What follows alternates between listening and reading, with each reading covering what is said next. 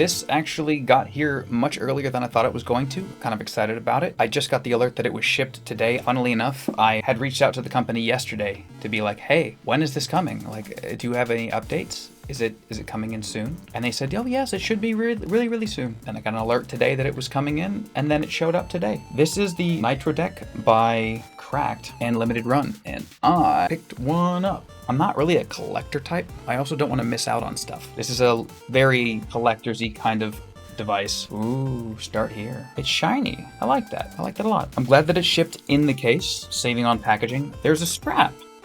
I wasn't expecting that. You don't get straps with stuff these days. You just don't. That's a nice touch.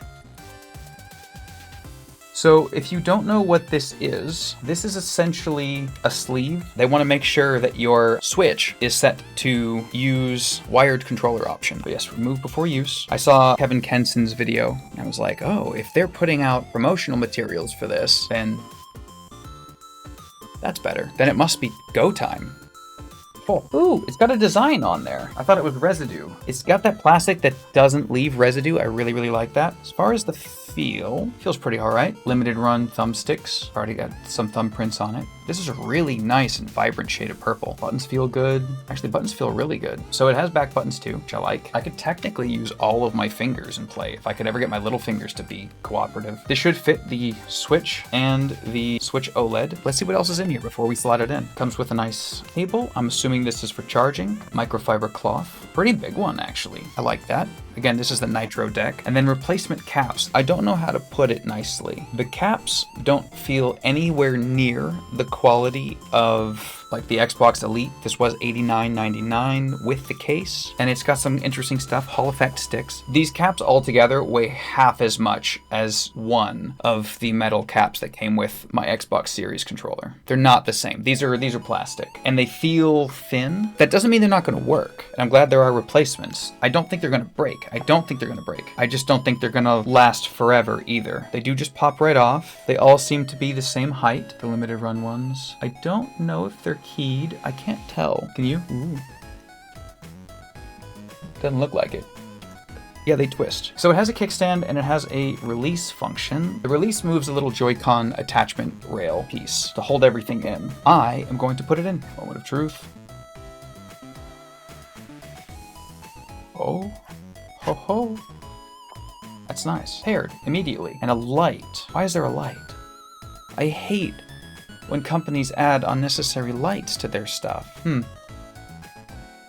So far, no good. Input, output. I'll take a look at the instructions once I get this working. Is it just because of the fact that I'm paired with these already? Let's find out. Let's exit the game. Let's try this again. There we go. Oh, it has rumble. I forgot. A Game Freak. I'm pressing A. That's not a good sign. It's still defaulted to the Joy-Cons. Let me power the Joy-Cons down. Right, they're powered down. No lights. No music. Third time's a charm. I really doubt it's going to pair with it again. There we go. This is a heck of an angle. I know my arms look all broken. That's just because they are. Let's just jump into Mario Kart. I like me some Mario Kart. The reason why I got this is because I really like the form factor of the Steam Deck with the back buttons and all that fun stuff, but I also really like an OLED screen. And I like the Switch. I do. I like the Switch. I don't like the Joy-Con implementation. I never have. I never will. I don't like how flimsy they feel. I don't like how thin they are. Like, just for some comparison here.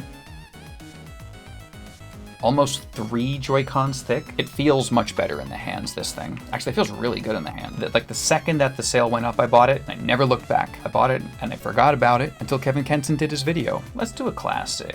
Square one. Let's do it. Ooh, that rumble is weird. It's not bad, but it kind of sounds like the sound of like a dentist drill in your head. I know there's a way to toggle it within the Switch settings itself. Handheld wise, this is the best way that I've played Mario Kart so far, but it looks good, even at this angle. That round thumb cap does feel nice. It feels sturdy. Ooh, that was a Hail Mary. Ooh, right in the nanner. That's a phrase I say all the time, right in the nanner. The buttons have an interesting kind of springiness to them. Okay, I don't like the light. I really hope there's a way to toggle that off. It's very bright. You can't even see the design on there, I'm sure. Yeah. These are all numbered too. I forgot to look to see what number mine was. USB output for wired mode. It's essentially using it as like a Wii U. Actually, kind of how I've been playing with my Steam Deck. So I've been playing my Steam Deck plugged in with this cable and then through the TV that's right here. I actually really enjoy playing it like that. I love the Wii U. I know I'm one of like 5 people. You can't change my mind. I like what I like. So yeah, that's cool. You can use it as a controller. So it says specifically, while in wired mode, play is not possible with the Switch docked in the Nitro Deck. Just barely not quite like a Wii U. It's the feel, but without the screen. Using the program button on the back of the Nitro Deck. Let's do it. Hey, I like that. Now you can actually see the design. It is off. And I'm glad it's off, because that was a lot. That's much, much nicer. Let's map a button. I do like having my buttons a specific way, especially for games like Breath of the Wild, because I don't like having the run and the jump being either up or down, and only those choices. Programming. Press and hold until the button starts to flash.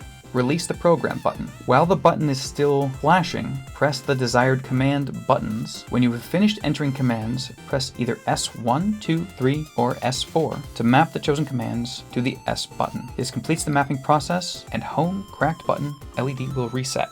If I understand this correctly, you hold this button till it flashes.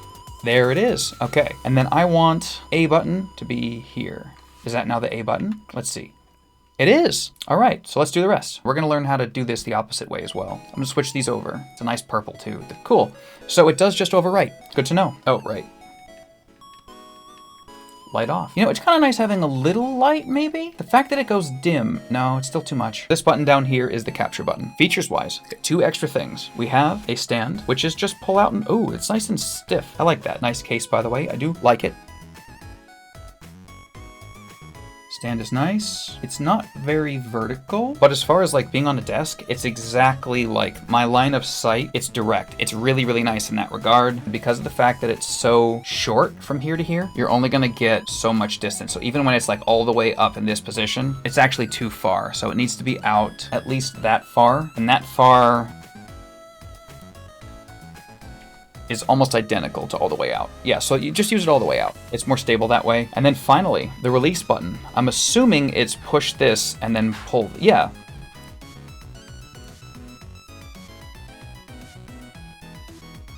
It felt like it was waking the console for a second. Let me try that again. Let me see if it's supposed to wake the console. Oh, it does say USB cables are not included with all Nitro Deck editions. Good to know. I don't think it's supposed to wake the system. I've tried short, I've tried long. It doesn't wake the system. That being said, the power button is right there. It's not far. The vibration still feels a little funky, I'm not gonna lie. The not ribbed one feels taller because the shape is ever so slightly different. Because of the fact that this is domed, it feels shorter and better. So I'm gonna go domed on both. The domed ribbed ones for my pleasure. Oh, that's much nicer. I like that. Okay, so the light turns on every time. That's a little annoying. It is what it is. How's it sound? So it has these little speaker grills that face the sound towards you. I do think that they help, but it sounds a little tinny. It sounds fine. Let's check the charging. Weird that considered to be a controller. Still using the same controller, nothing changed.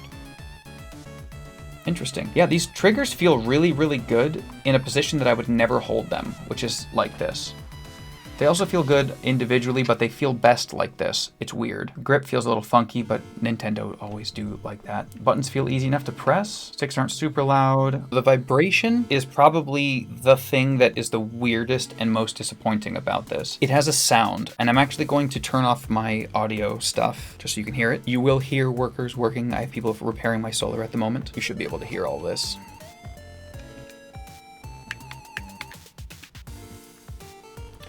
Do I not have the gold wheels? I have a reason to play this game. I have them on the Wii U, not on here. I'm gonna move the mic a little bit closer to my hands. Let's try back buttons. Okay, you hear that?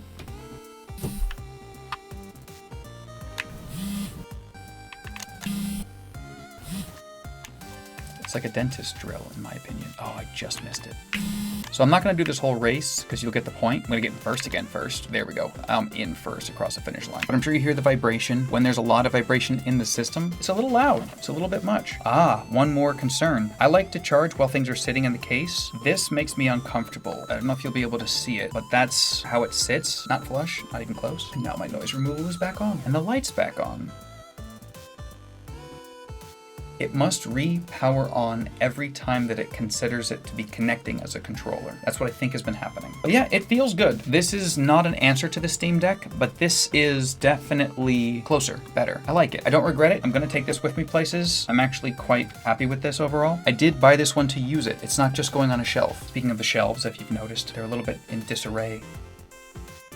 I'm doing some things. Again, this is the cracked and limited run Nitro Deck in Atomic Purple, which unfortunately, if this is a single run, it is not available anymore. But they have different colors, and they will have different colors. Can you imagine them just launching one run of each color and then nothing else after that? Now, there will be more. I like the purple. The green/teal one also looks really, really good. I kind of wish I got that one. I convinced my good friend to get one, so he's got the teal one. I think it's funny that it's just a little bit too big to just sit over the screen. This is not an oversight, because it's a nice touch that they gave you one at all, but it would have been nice if it fit right over the screen like the Steam Decks. The zips are loud. You know what? We're going to turn off the sound, I think, again.